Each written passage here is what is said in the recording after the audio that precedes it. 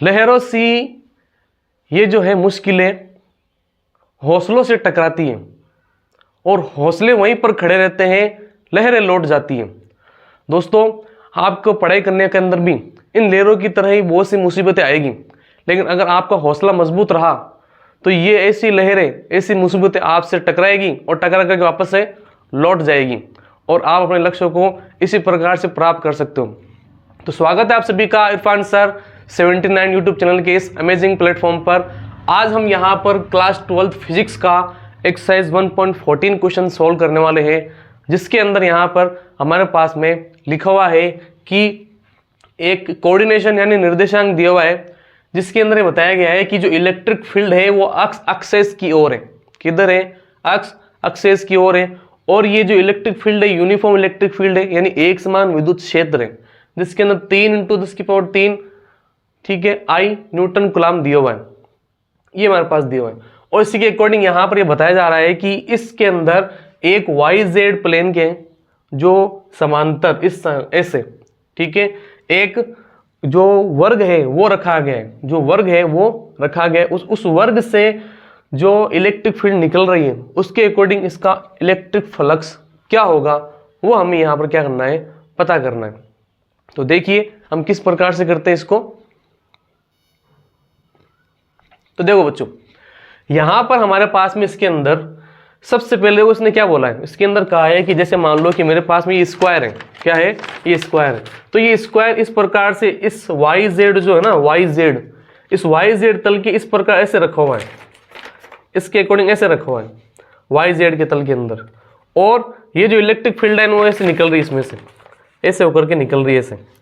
तो हमें यहाँ पर इस स्क्वायर में से ये जो इलेक्ट्रिक फील्ड लाइन है वो यहाँ पर फ्लक्स फाइंड आउट करना है, किस प्रकार इसका फ्लक्स जो है वो रहने वाला है।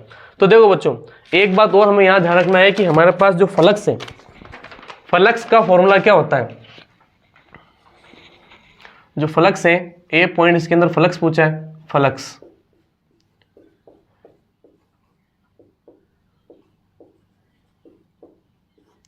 फ्लक्स पूछा गया इसके अंदर, यानी फाई इज इक्वल टू कितना होता है, ध्यान रखना EA cos थीटा। बहुत सी और बच्चे यहाँ पर एक ही जगह अस भी लिखते हैं, उससे कुछ फर्क नहीं पड़ेगा। यहाँ पर ये एरिया है, ये आपको ध्यान रखना है, क्षेत्रफल है।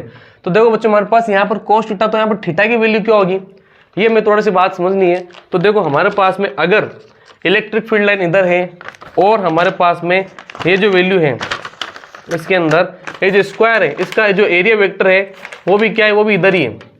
तो मतलब इलेक्ट्रिक फील्ड लाइन इधर और एरिया वेक्टर भी इधर है, तो इन दोनों के बीच में 0 डिग्री का एंगल रहेगा।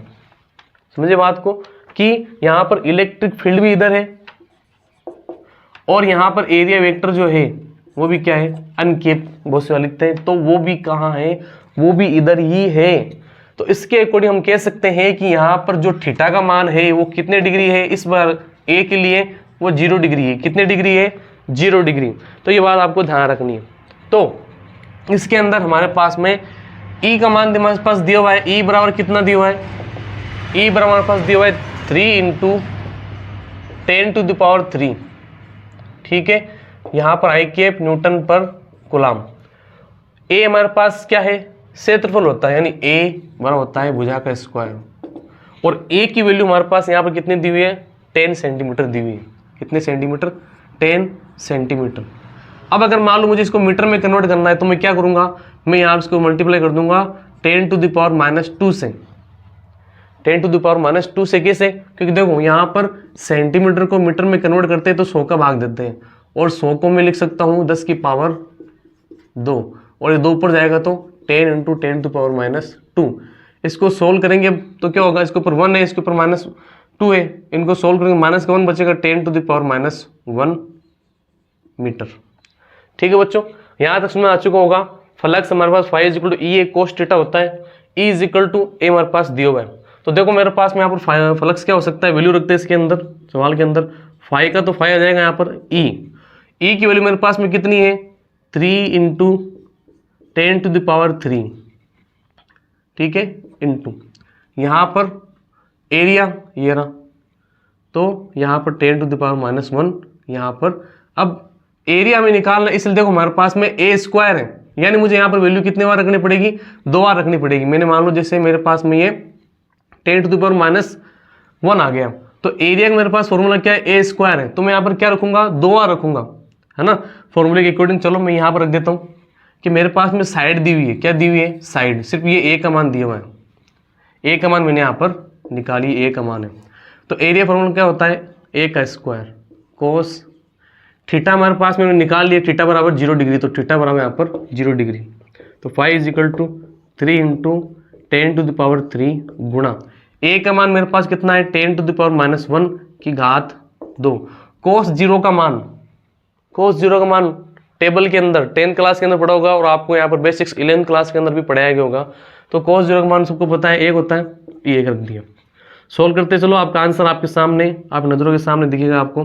तो देखो 3 × 10⁻³ इंटू ये हो गया 10⁻⁻2, यहाँ पर ये 3 है, देखो अब यहाँ पर ये 3 है, ये -2 है ना, तो कैसे सोल्व करेंगे, ये प्लस का 3 है, माइनस का 2 है, तो प्लस का 3 माइनस का 3 तो क्या, माइनस का 2 तो कितना हो जाएगा यहाँ पर 5, 3 × 10⁻³ प्लस 3 - 2, तो 5 इज इक्वल टू मेरे पास कितना हो जाएगा, 3 × 10⁻1 is equal to 30।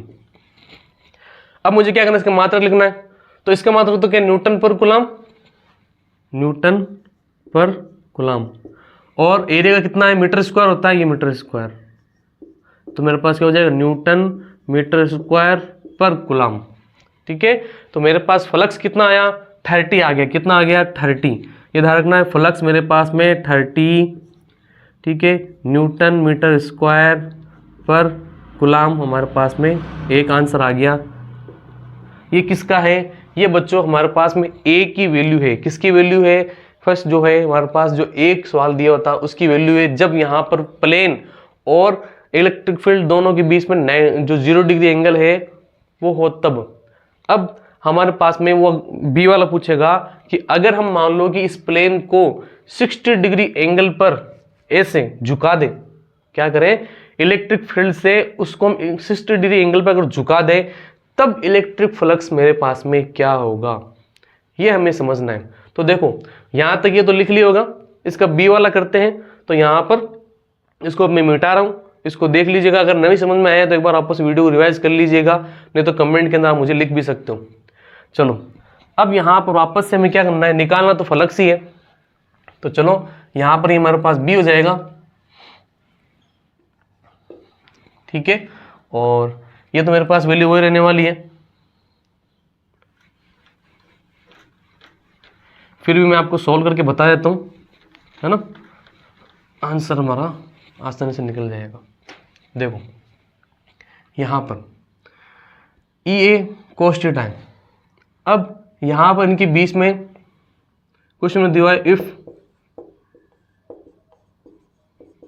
Angle between E and A is 60 degree, मतलब क्या हुआ, एक बार फिर से समझते हैं इसका मतलब क्या हो रहा है।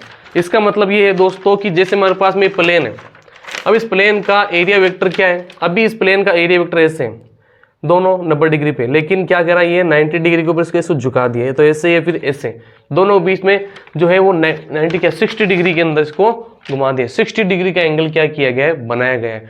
तो 60 डिग्री एंगल होने के बाद में यहाँ पर हमारे पास में इलेक्ट्रिक जो फ्लक्स है वो कितना होने वाला है, उसको हमें निकालना है। तो चलो देखो, फाई आ गया, सेम टू सेम वही प्रोसेस, ई ए cos थीटा, ये cos थीटा हो गया, तो फाई इज इक्वल टू ई की वैल्यू कितनी हो गई यहाँ पर 3 × 10⁻³ इंटू ए की वैल्यू मेरे पास में यहाँ पर ए स्क्वायर होता है, तो ए स्क्वायर होता है, तो ए स्क्वायर अकॉर्डिंग 10⁻⁻1 की -2, और cos थीटा यानी cos थीटा की वैल्यू कितनी है 60 डिग्री, ये 60 डिग्री आ गई। चलो तो फाई इज इक्वल टू मेरे पास में क्या हो जाएगा, ये तो ऐसा कैसे रहेगा 3 × 10⁻³ इंटू 10⁻⁻2 इंटू cos 60 की वैल्यू कितनी होती है, cos 60 की वैल्यू 1/2 होती है, कितनी होती है 1/2, सवाल पूरा का पूरा वही चलेगा, बस चेंज इसके अंदर इतना सा, ये cos 60 की वैल्यू इस बार 1/2 आ गई। तो फाई इज इक्वल टू यहाँ पर 3 into 10⁻³ minus 2 is equal to 1/2। तो फाई इज इक्वल कितना हो गया, 3 इंटू 10⁻, यहाँ पर 1 इंटू 1/2। 3 को 10 से मल्टीप्लाई करेंगे तो कितना आएगा, flux is equal to 30 into 1/2। इस केस में डिवाइडेशन करेंगे तो फाई इज इक्वल टू 15। ठीक है, कितना बचा, 15। लगभग आधा हो गया। एंगल बदलने पर फ्लक्स का मान परिवर्तित होता है, इसलिए ध्यान रखना एंगल पर डिपेंड करता है। अब हमारे पास में इसके अंदर हो जाएगा न्यूटन मीटर स्क्वायर पर कूलम। तो ये हमारे पास में सवाल आ गया, न्यूटन मीटर स्क्वायर पर कूलम हमने देख लिया। दोनों क्वेश्चन मैंने सोल्व कर लिए। आपके दिमाग में इन सवालों के बारे में कुछ डिस्कशन हुआ होगा कि कैसे प्रकार से हमने क्वेश्चन को सोल्व किया है। तो बच्चों, अगर आपको वीडियो अच्छी लगी है तो लाइक शेयर और सब्सक्राइब जरूर कीजिएगा और अपने दोस्तों तक भी इस वीडियो को पहुंचाइएगा ताकि वो इन सवालों को समझ सके। बहुत ही आसान, बहुत ही सिंपल तरीके से समझाने की कोशिश किए। अगर फिर भी अगर आपको समझ में नहीं आए तो मुझे आप कमेंट बॉक्स में लिख सकते हो, है ना। हम कोशिश करेंगे वापस इन सवालों को समझने की और दूसरी वीडियो के अंदर मैं और आपको अच्छे से समझने की कोशिश करूंगा। तो वीडियो अच्छी लगी है तो लाइक और शेयर सब्सक्राइब जरूर कीजिए। कमेंट में जो कुछ भी आपके दिल में है वो जरूर बताइए। मिलते हैं नेक्स्ट वीडियो के अंदर।